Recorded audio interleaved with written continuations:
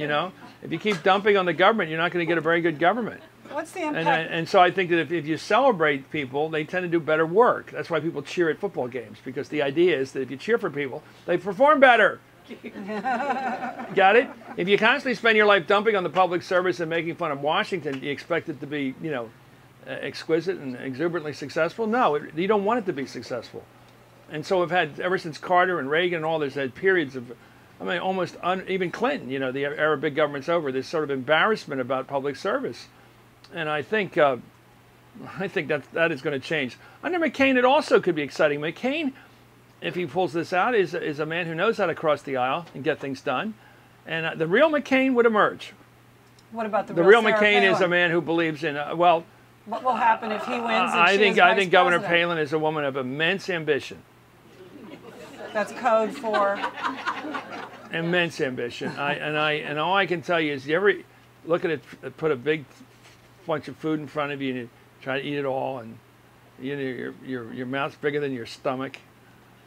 That's the case. What are you saying here? No, I just think appetite isn't a measure of ability. Meaning that she would almost want to consume John McCain? No, I think president? I mean, she's already being very successful. She's extremely successful on the stump, extremely attractive as a person in any way you look at it. I mean, who doesn't want to catch her performance? She's really good at a crowd. Would you say she's and running she's really good. I independent of think him she right is doing two things. One is she's giving the kind of speeches now that Ted Kennedy gave in '80 when it was clear he was going to lose the primary fight to Carter. The kind of speech that Barry Goldwater gave when I was a kid listening to it on radio at the '60 Republican convention. She's looking forward to the next time. She's clearly already, she said, I thought rather openly a couple weeks ago, I've got nothing to lose. It's a pretty amazing statement. That meant this is a tryout. This is an opening act. And I think that that you will see her within a couple of weeks do what John Edwards did coming out of 2004. Separation from the candidate running for president, immediate, probably even watch her voice. If she begins to criticize the count, if she criticizes the legitimacy of the election, look out. You got a demagogue in your hand there. If she starts talking about the election being stolen... It would have to be close for her to do that. I'm just telling you. Okay. If you hear her talking about the election being stolen, you've got a demagogue in your hands. And if that comes to bear, keep an eye on her. If she just talks positively about the conservative agenda having to be a little more pristine, fine. That's a positive push for the right. But in either case, she's going big time. And I think she'll come out of this as the Republican Party will be balkanized. A chunk of it will be on the far right culturally. She'll grab that. Huckabee will try to get that. She'll compete for that. Mitt Romney, who's not a gifted politician, will try to get the moderate wing. But he's not gifted. He doesn't have it. He's a smart guy in business, but that's almost irrelevant in politics. I mean, it's really a different categories. I mean, Carly Fiorino actually is right in a way. It calls for a totally different talent, politics and business. We know that Palin has a lot of excitement around her right now, but does she have genuine traction to sustain after? I would bet on her. Let me put it this way. Does she have the party Let me put it this way. Just imagine, it's so hard to think this through. Suppose I moderated the first debate at the Reagan Library with 10 men all running for the Republican nomination. And it's hard to remember their names at this point. Duncan Hunter, Fred Thompson hadn't come in yet. Try to do 10. No, just try. It's really hard to get past. Rudy. I don't even know who. I can't think of them all. But I think she would have come in the top 3. She would have been back there with Huckabee and McCain. She would have survived a lot of the fights. Yeah, I think she would have come out at the end. She would have survived. She would have been one of the more attractive candidates and one of the more gifted. And yeah, I think she would have done very well in that field. Yeah. Should she remain in the governor's seat, or should she go to Fox with her own show? I would stay in public service. I think it makes her much more attractive as a political figure to have the executive experience. Yeah. Now back to Obama. Because I don't think you win doing it the Pat Buchanan way. I think you have to eventually, or fairly early on, get a job. Back to Obama. I think everybody in Washington pretty much feels they know McCain and how he would lead. And Obama, do you think Obama has restrained some of his personality through this campaign because he needed to as an African American, and we will see a different person emerge if he wins? And who do you think that person will be? Well, I think he's... I think this election is understandable with a simple set of concentric circles. And he's a very big part of this. One giant circle in this general election is the economy. And really did drive it toward the Democratic candidate, whoever it was.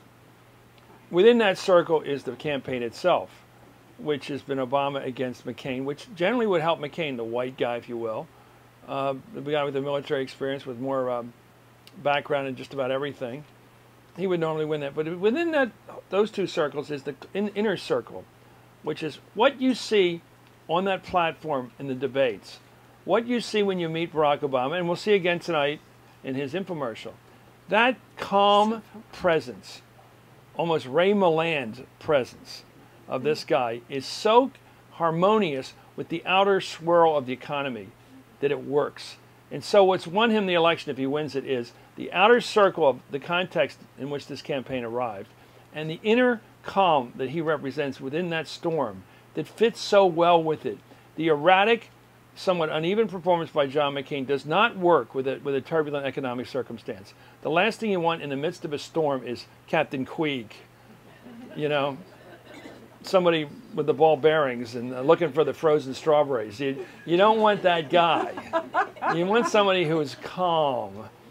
And my wife Kathy always says you should have a guy around him like you, because he's a calming presence. Like Kathy. And like Kathy is. Or Axelrod seems calm, and Pluff must be calm. And the Gibbs, it's a very calm campaign. Michelle it's almost seems fairly calm. She is able, and she was able to modulate her personality. Right. She's much tougher, I think, than the charming, happy person that she's come across lately. I think there's more there in terms of juice, in terms of feeling about things. I think that comment about it's the first time I've been proud of this country, that's worth paying attention to. Not in a negative sense, but pay attention to that in terms of passion. She has a point of view. Point of view, yeah, and definitely she's going to be. They'll talk about Washington jobs. You know, it'd be a great job for anybody. Anybody. Are you looking at me? Anybody. Okay, thank you. Anybody that I know who can still You can work look a at me. 60-hour week.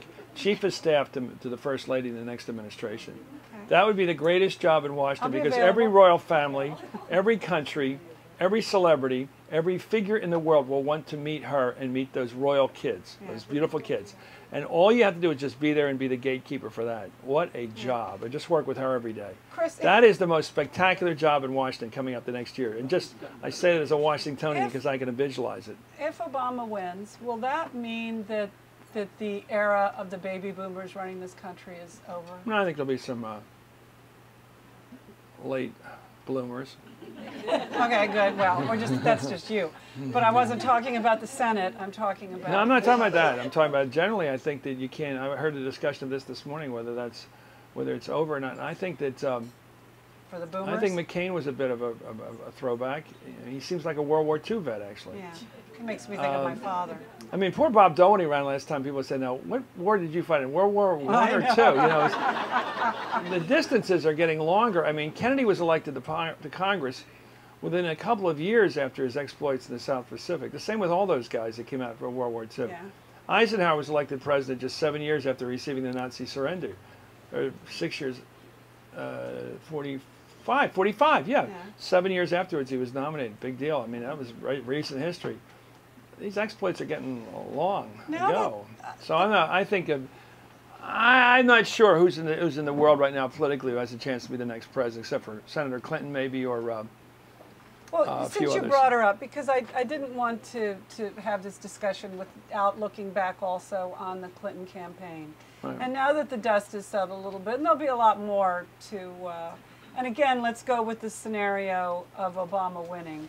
What do you think, looking back on the Clinton campaign, and where do you think she goes from here? Well, she made I'll give you, like every guy you ever worked with, I'll give you a Godfather reference because we live in that world. You know, in The Godfather, when the saddest part in the movie is when Tezio is caught breaking with the family, and Michael discovers after the funeral of his father that Tezio's over talking to Barzini. And because he said, my father, I said, the one that comes to you is the enemy, the traitor. And Tezio comes to him and says, Barzini wants to meet. I'll handle, we want to meet in Brooklyn. I'll handle security. Next scene, Michael's talking to Tom Hagen, and Robert Duvall, and he said, I would have thought Clemenza would be the one. And Michael says, yeah, it was the smart move. In other words, the great irony and the beauty of The Godfather was the smart move was the wrong move.